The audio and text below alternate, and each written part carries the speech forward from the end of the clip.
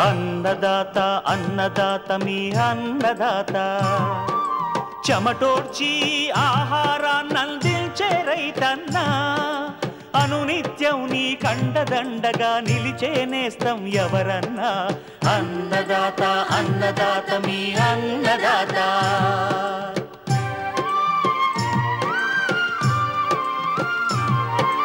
నూతన రీతుల సాగుబడికి నూరింతలు పెరిగే దిగుబడికి సూచనలిచ్చే సస్య రక్షణకు పశు పోషణకి శాస్త్ర విజ్ఞానం అందించి ముందుకు నడిపే తెలుగు రైతు భారతదేశానికి మకుటం అయ్యేలా తీర్చిదిద్దే ఆశయంతో మిమ్ము మేలు కొలిపేది అన్నదాత అన్నదాత అన్నదాత మీ అన్నదాత అన్నదాత అన్నదాత మీ అన్నదాత.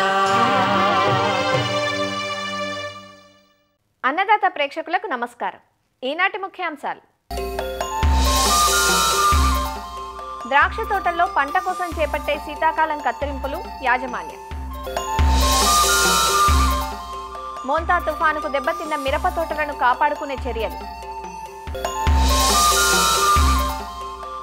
అధిక వర్షాలకు దెబ్బతిన్న పంటల్లో జాగ్రత్తలు.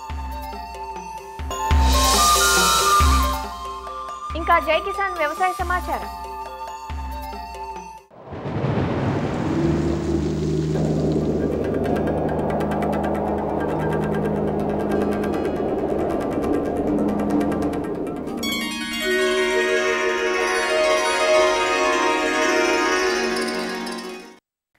మోంతా తుఫాను ఇరు రాష్ట్రాల రైతులను కోలుకొని దెబ్బతీశాయి. దాదాపు అన్ని రకాల పంటలు కూడా ఈ తుఫాను ధాటికి దెబ్బతిన్నాయి. అందులో మిరప కూడా ఒకటి. ముఖ్యంగా గుంటూరు జిల్లాలో సాగు చేసిన మిరప పైరు ఈ వానల బారిన పడింది. నీరు నిల్వ ఉండటంతో తోటల్లో తెగుళ్లు విజృంభిస్తుండగా ముందుగా నాటిన పైరులో పూత రాలిపోతోంది. ఈ సమయంలో పంటలో అధికంగా ఉన్న నీటిని తీసివేసి పైపాటుగా ఎరువులను అందించడంతో పాటు సస్యరక్షణ చర్యలు చేపడితే పంట కోలుకొని తిరిగి ఆరోగ్యాన్ని సంతరించుకునే ఆస్కారం ఉంది. అధిక వర్షాల వల్ల దెబ్బతిన్న మిరప తోటల్లో తీసుకోవాల్సిన యాజమాన్య సస్యరక్షణ చర్యల గురించి సూచనలిస్తున్నారు గుంటూరు జిల్లా లాంలోని ప్రాంతీయ ఉద్యాన పరిశోధనా స్థానం ఏడీఆర్ డాక్టర్ సి వెంకటరమణ. ఈ మోంతా తుఫాను వల్ల గుంటూరు జిల్లా మరియు పల్నాడు, బాపట్ల జిల్లాలో మిరప మరియు కూరగాయ పంటలు కొంచెం బాగా దెబ్బతిన్నట్లు గమనించడం జరిగింది. ముఖ్యంగా ఈ నల్లరేగడి నేలలో ఈ మురుగునీటి సదుపాయం లేని పొలాల్లో అయితే మిరప కానీ కూరగాయల పంటలు కానీ కొంచెం దెబ్బతిన్నట్లు మేము గుర్తించాం. సో 48 గంటలు దాటి కానీ నీళ్లు కానీ నిల్చొని ఉంటే మురుగునీటి కానీ బయటికి వెళ్ళే సదుపాయం లేకపోతే ఆ పంట కంప్లీట్గా దెబ్బతిన్నట్లు మేము గుర్తించడం అయింది. అలాంటి పొలాల్లో ఈ మిరప కానీ కూరగాయల పంటలు కానీ తీసేసేసి ఏదైనా కొత్త పంట స్వల్పకాలిక రకాలైన మొక్కజొన్న కానీ లేకపోతే బెండ కానీ లేకపోతే తీగజాతి కూరగాయలు కానీ వేసుకోవడం మంచిది. అది కాకుండా ఈ చలకనాలలో కానీ గరపనాలలో కానీ ఈ మురుగునీటి సదుపాయం బాగా ఉంటుంది కాబట్టి అలాంటి పొలాల్లో ఈ దెబ్బతిన్న తోటలని పునరుద్ధరించడానికి 10 గ్రాముల యూరియాను 1 లీటర్ నీటిలో కలిపి ఈ మొక్కలు బాగా తడిచేటట్లు పిచికారి చేయాలి. ముఖ్యంగా ఈ భూమిలో తేమ ఎక్కువ అవడం వల్ల ఈ పూత పిందె దశలో ఉన్న తోటల్లో అయితే మనం పూత మరియు పిందె రాలడం కూడా గమనించవచ్చు. ఇలాంటి పొలాల్లో ఈ తేమ త్వరగా ఆరడానికి ఎకరా పొలానికి 50 కేజీల యూరియా అనేది బాగా చిమ్మేసుకుంటే ఈ తేమ అనేది త్వరగా ఆరిపోవడానికి ఆస్కారం ఉంటుంది. 50 కిలోల యూరియాతో పాటుగా ఎకరానికి ఒక 25 కిలోల మ్యూరేట్ ఆఫ్ పొటాషు, అదేవిధంగా ఒక 200 కిలోలు వేపపిండి కానీ వేసుకుంటే తోటలు అనేటివి త్వరగా మనం పునరుద్ధరించుకోవచ్చు. అదేవిధంగా ఈ త్వరగా తేమ ఆరిన తర్వాత గొర్రు గుంటకులు వేసి బాగా అంతర్కృషి చేస్తే మొక్కలు అనేటివి త్వరగా కోలుకోవడం జరుగుతుంది. అదేవిధంగా ఈ మొక్క వేరు వ్యవస్థ కొంచెం బాగా దెబ్బతిన్నట్లు గుర్తించడం జరిగింది కాబట్టి ఈ వేరు వ్యవస్థ నుంచి మొక్కలు పోషకాలు బాగా తీసుకోకపోవడం వల్ల ఈ మొక్క పెరుగుదల అనేది కొంచెం తగ్గడానికి ఆస్కారం ఉంది. అలాంటి పక్షంలో మెగ్నీషియం సల్ఫేటు 5 గ్రాములు 1 లీటర్ నీటికి, అదేవిధంగా స్థూల పోషక మిశ్రమైన 19 5 గ్రాములు 1 లీటర్ నీటికి కానీ కలిపి పిచికారి చేస్తే ఈ పెరుగుదల మామూలుగా ఉండేటట్టు చేసుకోవచ్చు. అదేవిధంగా హ్యూమిక్ యాసిడ్ కూడా లీటర్కి 5 ml చొప్పున పిచికారి చేస్తే బాగుంటుంది. దీంతో పాటుగా బయోజైమ్ అనే మందు కూడా లీటర్కి 2 ml కలిపి పిచికారి చేస్తే మొక్కలు త్వరగా కోలుకొని పూత పిందె రావడానికి ఆస్కారం ఉంది. అదేవిధంగా ఈ పూత పిందె ఉండి కొంచెం కాపు పడిన తోటల్లో అయితే ఎక్కడైతే మొక్కలు పడిపోయి ఉంటాయో వాటిని బాగా పైకి లేపి నిలదొక్కున్నట్టు తొక్కి మనం మొక్కకు కొంచెం ఊతనిస్తే తర్వాత అది నిలదొక్కుని మంచి కాపుని ఇవ్వడానికి ఆస్కారం ఉంటుంది. మనం వేసే ఎరువుల్ని ఎక్కువ దఫాలుగా అంటే మనం మోతాదు అనేది తగ్గించి ఎక్కువ దఫాలుగా వేసుకొని ఎక్కువ సార్లు అంతర్కృషి కానీ చేస్తే మనం ఎలాంటి దిగుబడులు తగ్గకన్నా ఆశాజనకమైన దిగుబడులు తీసుకోవడానికి ఆస్కారం ఉంటుంది. గత వారం వచ్చిన మోంతా తుఫాను, ఆనక వచ్చిన అధిక వర్షాల కారణంగా ఉమ్మడి వరంగల్ జిల్లాలో సాగు చేసిన వరి, పత్తి, పసుపు వంటి పంటలు చాలా వరకు నీట మునిగాయి. నీరు తీసేసిన తరువాత చీడపీడలు రాకుండా ఉండటానికి ఎలాంటి చర్యలు చేపట్టాలో తెలియచేస్తున్నారు వరంగల్ జిల్లా ఏరువాక కేంద్రం programme coordinator doctor A Vijayabhaskar. ఉమ్మడి తెలుగు రాష్ట్రాలలో వరి పంట వేసుకోవడం జరిగినది. ఈ వరి పంట వివిధ దశలలో ఉన్నది. పిలక దశ నుంచి పాలు పోసుకునే దశ, మరి కోత దశలో ఉన్నది.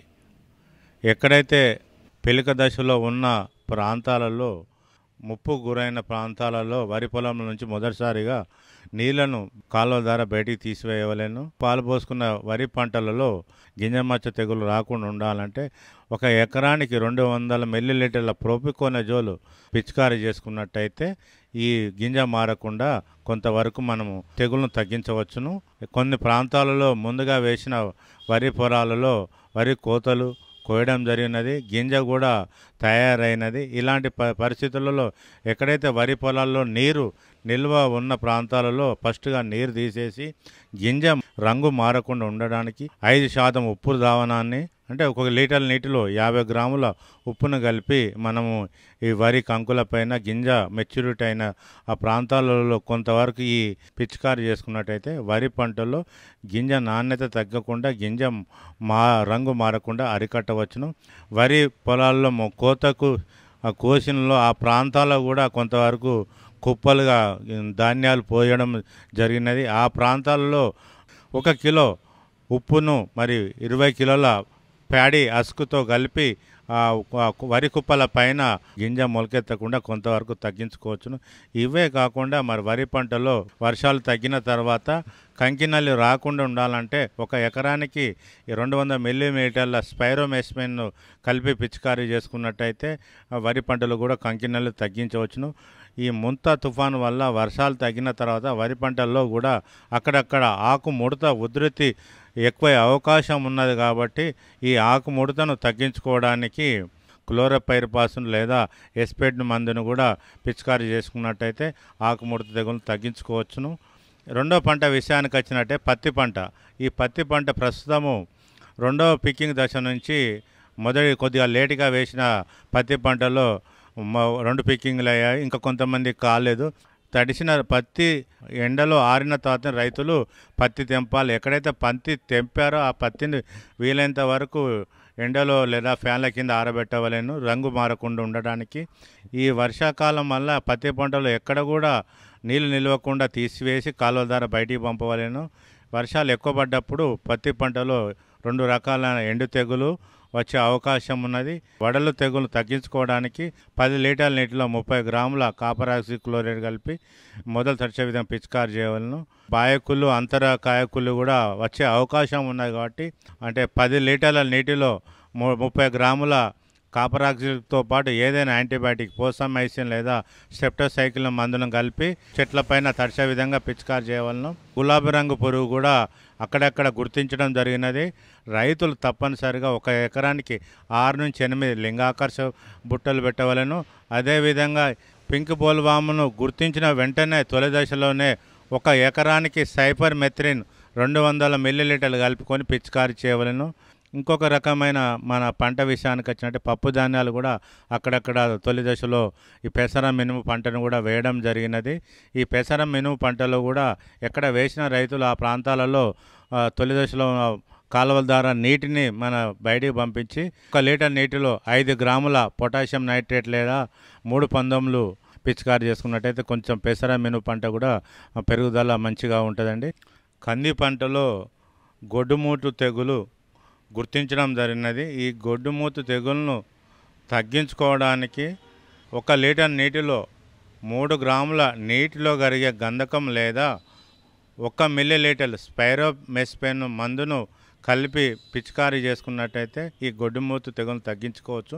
ఈ గొడ్డుమూతు తెగులు ఏర్పడే లక్షణాలు గుర్తించి పీకి ఒక దగ్గర వేసి కాల్చివేయాలను. మరి తట్టుకునే రకాలైన ఆశా, బిఎస్ఎంఆర్ 736, 853, తాన్నూరు నుంచి TDRG4, అదే గుంటూరు నుంచి విడుదలైన రకాలను కూడా కంది రకాలను ఎన్నుకొని రైతులు విత్తుకున్నట్టయితే మనకు కంది పంటలో గొడ్డుమూతు తెగులను తగ్గించుకోవచ్చును. ఇంకోటి, వర్షాలు ఎక్కువ పడ్డాయి కాబట్టి అక్కడక్కడ కొన్ని జిల్లాలలో ఈ పైటాప్తర ఎండు తెగులు గుర్తించాము.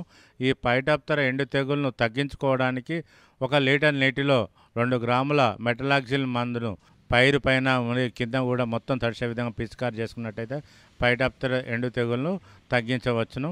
పసుపు పంట కూడా వేసిన రైతులలో పసుపులో దుంపకుళ్ళు కూడా గుర్తించాము. ఈ దుంపకుళ్ళు పసుపు పంటల నుంచి నీళ్ళను తీసివేసి కాలువల ద్వారా తీసేసి ఎక్కడైతే దుంపకుళ్ళు ఆశించిందో మరి ఇంకా తీవ్రత ఎక్కువ కాకుండా ఉండాలంటే 1 లీటర్ నీటిలో 3 గ్రాముల రిడామిల్ కలిపి పసుపు మొదలు తడిచే విధంగా పిచికారి చేయాలి. మరి ఆకుమచ్చ తెగులు కూడా ఉధృతి ఎక్కువయ్యే అవకాశం ఉన్నది కాబట్టి పసుపు పంటలు ఆకుమచ్చ తెగులు తగ్గించుకోవడానికి 10 మిల్లీలీటర్ల ప్రోపికోనజోల్ మందును కలిపి దీంతోపాటు ఏదైనా గమ్ స్టిక్ను కలిపి పసుపు ఆకులపైన పిచికారీ చేసుకున్నట్టయితే కొంతవరకు ఆకుమచ్చ తెగులను తగ్గించవచ్చు.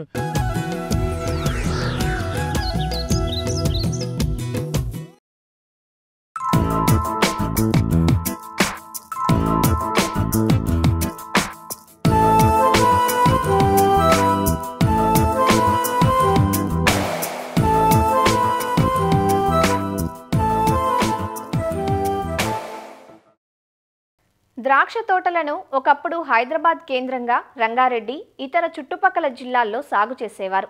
ప్రస్తుతం తెలంగాణలో సుమారు 1000 ఎకరాల విస్తీర్ణంలో, అలానే ఆంధ్రప్రదేశ్లోని అనంతపురం జిల్లాలో ద్రాక్షను సాగు చేస్తున్నారు. ద్రాక్షలో అధిక దిగుబడి కోసం ఏడాదికి 2 సార్లు కొమ్మ కత్తిరింపులు చేస్తారు. దీన్నే ప్రూనింగ్ అంటారు. మొక్క పెరుగుదల కోసం ఏప్రిల్ మాసంలో ప్రూనింగ్ చేస్తే మరో ప్రూనింగ్ను శీతాకాలంలో అక్టోబర్, నవంబర్ మాసాల్లో చేపడతారు. ఈ శీతాకాలపు ప్రూనింగ్ను పంట ఉత్పత్తి కోసం చేపడతారు. ఈ ప్రూనింగ్ను సరైన విధంగా చేపట్టినప్పుడే ద్రాక్ష గుత్తుల పరిమాణం, దిగుబడి బాగుంటుంది. మరి ద్రాక్షలో శీతాకాలపు కత్తిరింపులను ఎలా చేపట్టాలో రాజేంద్రనగర్లోని శ్రీ కొండా లక్ష్మణ్ తెలంగాణ రాష్ట్ర ఉద్యాన విశ్వవిద్యాలయం ద్రాక్ష పరిశోధనా స్థానం శాస్త్రవేత్త మరియు అధిపతి డాక్టర్ ప్రభావతి నుంచి తెలుసుకుందాం. ద్రాక్షలో 2 దఫాల ప్రూనింగ్ ఉంటుంది. అది ఎప్పుడు చేస్తారంటే, ఒకటి వేసవకాలం కత్తిరింపులు అంటారు. అది వచ్చేసి మనం ఏప్రిల్ మాసంలో చేసేస్తాము. సో ఏప్రిల్ మాసంలో చేసేటటువంటి ఆ ప్రూనింగ్ అది దేనికోసం అంటే శాఖీ అభివృద్ధి కోసము, మంచిగా వెజిటేటివ్ గ్రోత్ వస్తుంది. ఇప్పుడు ద్రాక్ష పంటలో శీతాకాలం కత్తిరింపులు జరిగేటటువంటి సమయం అక్టోబర్ 2వ పక్షంలో, నవంబర్ 1వ పక్షంలో. ఈ 2 కూడా అనువైనటువంటి కాలాలే శీతాకాలం కత్తిరింపులు చేయాలి. ఈ శీతాకాలంలో చేసేటటువంటి ప్రూనింగ్ని మనం ఫార్వర్డ్ ప్రూనింగ్ అని అంటారు. ఎందుకంటే ఇది 5 బడ్ల తర్వాత చేస్తున్నాం కాబట్టి. అది మనం వేసవకాలంలో చేసేటటువంటి ప్రూనింగ్ని బ్యాక్వర్డ్ ప్రూనింగ్ అంటారు. ఎందుకంటే ఒక బడ్డుని బ్యాక్కి చేసేస్తాం, ఒక బడ్డ దగ్గర చేసేస్తాం అనమాట. అందుకని దాన్ని బ్యాక్వర్డ్ ప్రూనింగ్ అంటారు, దీన్ని ఫార్వర్డ్ ప్రూనింగ్ అంటారు. ఏదైతే ప్రధాన కొమ్మ ఉంటుందో ఆ ప్రధాన కొమ్మలో ఒక కణుపు ముడి వస్తుంది. ఆ ముడి వచ్చిన తర్వాత అది ఎక్కడ అంటే 5 బడ్ల తర్వాత ముడి వస్తుంది. ముడి వచ్చిన తర్వాత ఉండేటటువంటి 2 కణుపులు దగ్గరగా వస్తాయి. ఆ 2 కణుపుల తర్వాత మనము కట్ చేసేస్తాం. ఇది ప్రధాన కేన్స్లో జరిగేటటువంటి ప్రక్రియ. అలా కాకుండా మనకి సైడ్ కేన్స్ వస్తాయి, సబ్ కేన్స్ వస్తాయి. ఇప్పుడు ఈ మొక్క ఉంది కదా, ఇక్కడ ఈ మొక్కను చూసినట్లయితే మొక్క ఇంతవరకు ఈ హైట్కి ఎదిగిన తర్వాత పించ్ చేసేస్తారు. పించ్ చేసినప్పుడు ఇటువైపు ఒక ఆర్మ్ డెవలప్ అవుతుంది, అటువైపు ఇంకొక ఆర్మ్ డెవలప్ అవుతుంది. తర్వాత ఇది ఇటు డెవలప్ అయిన తర్వాత ఇక్కడ ఏదైతే తీగల స్ట్రక్చర్ ఉంది కదా, GAY స్ట్రక్చర్, సో వీటిని కరెక్ట్గా ప్లేస్ చేయడానికి మళ్ళీ ఇక్కడ పించ్ చేస్తే మనకి మళ్ళీ వచ్చేటటువంటి ఆర్మ్స్ని ఇటు డెవలప్ చేస్తాము, ఇటు డెవలప్ చేస్తాము. అట్లా అట్లా ఒక గ్రేప్ వైన్లో 4 ఆర్మ్స్ వస్తాయి అన్నమాట. ఇటువైపు ఒక 2 ఆర్మ్స్, అటువైపు ఒక 2 ఆర్మ్స్ వస్తాయి. ఫస్ట్ ఆర్మ్ డెవలప్మెంట్ చేసేసుకుంటాము. ఆర్మ్ డెవలప్మెంట్ చేసుకున్న తర్వాత ఏం జరుగుతుందంటే ఇది ఎంతవరకు అయితే పెరుగుతుందో అంతవరకు పెరగనిచ్చిన తర్వాత అక్కడ మళ్ళీ కూడా టిప్ చేసేస్తారు. టిప్ చేసినప్పుడు ఇక్కడ నుంచి మళ్ళీ కేన్స్ అనేవి డెవలప్ అవుతూ వస్తాయి. సో ఇట్లా మెయిన్ ప్రధానమైనటువంటి ఆర్మ్ మీద వచ్చేటటువంటి కేన్స్ని మనము మెయిన్ కేన్స్ అని చెప్పేసి అంటాం కదా. సో ఈ మెయిన్ కేన్స్లో మనము అంతకుముందే ప్రూనింగ్ చేసేసిన తర్వాత గ్రోత్ వస్తుంది. గ్రోత్ వచ్చిన తర్వాత 9 లీఫ్ స్టేజ్లో మనం బ్యాక్కి 7 లీఫ్లో కానీ 5th లీఫ్లో కానీ మళ్ళీ టిప్ చేసేస్తాం. ఎక్కడైతే టిప్ చేస్తామో సో అక్కడ ఏమవుతుందంటే ఒక కణుపులాగా ఫామ్ అయిపోతుంది. ఈ కణుపు ఫామ్ అయిన తర్వాత ఏమవుతుందంటే వచ్చేటటువంటి ఈ నోడ్స్ ఉంటాయి కదా, ఇవి దగ్గరగా వస్తాయి. ఈ దగ్గరగా వచ్చి ఈ నోడ్స్ తర్వాత మనము ప్రూనింగ్ తీసుకుంటాం. అట్లనే సబ్ కేన్స్లో కూడా అనమాట. ఇది మెయిన్ కేన్ కదా, ఇది మెయిన్ కేన్. ఈ మెయిన్ కేన్ పై నుంచి ఇట్లాంటి సబ్ కేన్స్ కూడా ఇంకా వృద్ధి చెందుతూ ఉంటాయి. ఎందుకంటే మెయిన్ కేన్ కూడా కొంత గ్రోత్ అయిన తర్వాత 9 లీఫ్కి అయిన తర్వాత మేము దాని గ్రోత్ అరెస్ట్ చేస్తాం కదా, అప్పుడు ఇక్కడ నుంచి కూడా సబ్ కేన్స్ డెవలప్ అవుతాయి. ఈ సబ్ కేన్స్లో కూడా మనం ఏం చేస్తామంటే 2 కణుపుల్ని విడిచిపెట్టేసి తర్వాత మనం ప్రూన్ చేస్తాం. ఇట్లా చేసినప్పుడు బడ్ యాక్టివేట్ అవుతుంది. అక్కడ నుంచి మనకి పానికల్ ఇనిషియేషన్ అనేది జరుగుతుంది. ఈ ప్రూనింగ్ అయిపోయిన తర్వాత అన్ని బడ్స్ ఒకటేసారి యూనిఫామ్గా బ్రేక్ అవ్వాలి, బడ్ బస్ట్ జరగాలి, మొలకలు రావాలి అని అంటే మనం డార్మెక్స్ అని ఉంటుంది. ఆ డార్మెక్స్ని 30 ml లీటర్ నీటికి చొప్పున కలిపేసేసి ఏం చేస్తారు అని అంటే ప్రూనింగ్ అయిపోయిన తర్వాత ప్రధాన కొమ్మ మీద అయితే 5 బడ్లుకి ప్రూన్ చేస్తాం కదా, సో మొదటి 2 బడ్లు వదిలేసి చివరి 3 బడ్లకు మాత్రమే డార్మెక్స్ని అప్లై చేస్తారు. సో ఆ డార్మెక్స్ని అట్లా అప్లై చేసుకుంటూ మొత్తము ప్రూనింగ్ అయిపోయిన 2 రోజుల లోపలే మనం అప్లై చేయాలి. అది యూనిఫామ్ బడ్ బస్ట్ కోసం చేస్తాము.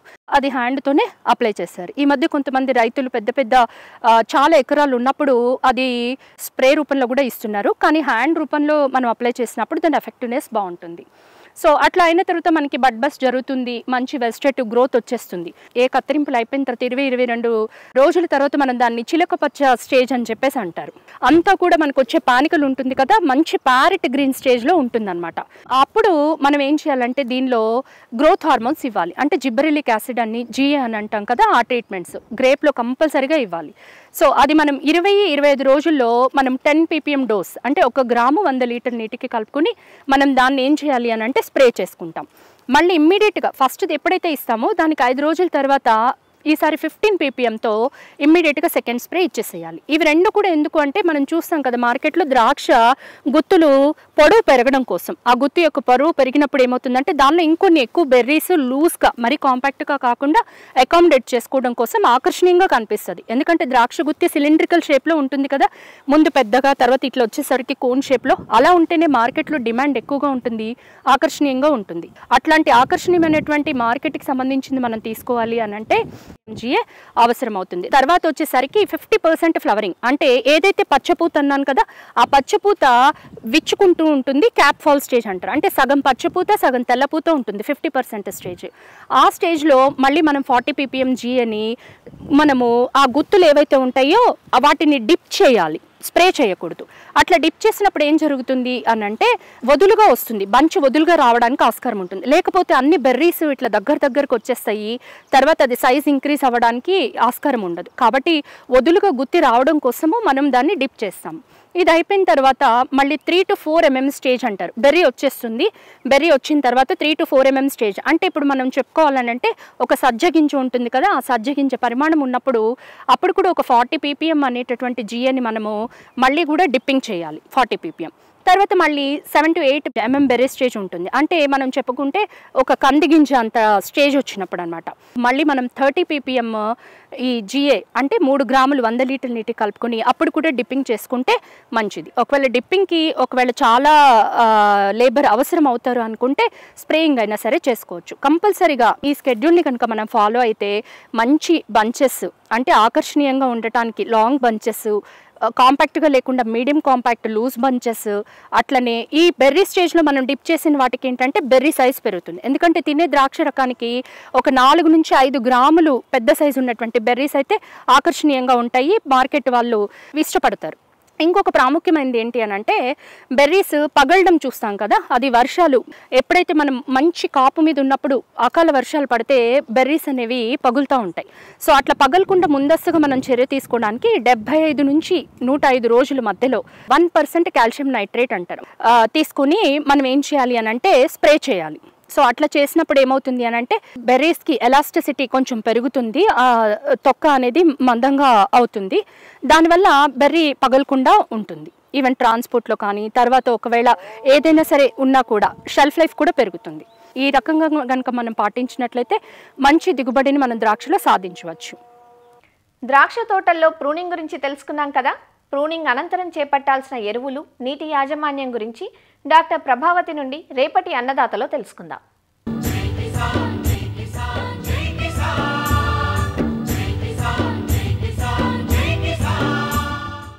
వ్యవసాయ సమాచారం ఇప్పుడు జై కిసాన్లో చూద్దాం. మొంతా తుపాను చేసిన గాయం తెలుగు రాష్ట్రాల రైతులకు తీరని ఆవేదన మిగిల్చింది. ప్రస్తుతం వర్షాలు తగ్గుముఖం పట్టినా తడిసిన ధాన్యాన్ని ఆరబెట్టడానికి కుప్పలను తీస్తున్న కర్షకులకు కన్నీరే మిగులుతోంది. కుప్పల అడుగుకు నీరు చేరి ధాన్యం మొలకలు వచ్చిందంటూ మెదక్ జిల్లా రైతులు ఆవేదన చెందుతున్నారు. వానలు వాడి ఒక్కంతకే వానలు వాడి రాసులన్నీ మొత్తం మునిగిపోయినాయి. అవి ఎటు మొయ్యరాదు, ఇప్పుడు ఏం చేయరాదు. ఎండేటి అడ్లు అట్లనే ఉన్నాయి, ఎండ నాట్లు కూడా ఎండి నాట్లు కూడా నాన్నయి. 7 ఎకరాల అడ్లు నాన్నయి, మొత్తం తొందరగా దోకాలి మా అడ్లు. 7 ఎకరాల పొలం పోసిన తెచ్చి ఎండ పోసిన కుప్ప పోసిన ఎండిని అడ్లు ఆన పడ్డది, కింద మొత్తం మొలకలు వచ్చినాయి నీళ్ళు పట్టి. పచ్చి అట్లా అమ్ముకుందామంటేనేమో అట్లా అమ్ముకొని ఏం చేయాలి? మొత్తం వడ్లు వానలు పడి ఈ రకంగా మొలకలు వచ్చినాయి, కాంట పెట్టిన సంచులు వచ్చినాయి, కల్లాలు వచ్చినాయి.